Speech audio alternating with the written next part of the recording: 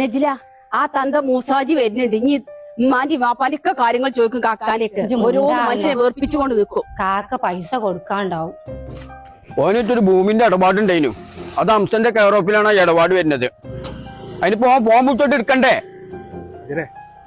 പെങ്ങന്മാരാളെ pond ആഴ്ചാതന്റെ മക്കളെ. ആ കുട്ടികളെ നിങ്ങളൊക്കെ നിങ്ങൾ ആസ്പത്രിയിൽ നിന്ന് വരികക്കാരല്ലേ? നിങ്ങളെ അസർപ്പ് വിട്ടീനോ? ഞാൻ ഓനെ അന്വേഷിക്കുന്നുണ്ട്. ഞങ്ങളെ കാക്ക വിളിച്ചിട്ടൊന്നുമില്ല. ഞങ്ങളെ കാക്ക എവിടെയെന്ന് ഞങ്ങൾക്ക് അറിയില്ല. ഓൻ വന്നോളട്ടോ. ഓൻ ആചാരാക്കാക്ക് ഒരുപാട് പൈസ ഒക്കെ തരാണ്ട്. ആചാരാക്കാക്ക് അതൊന്നും പ്രശ്നമല്ല.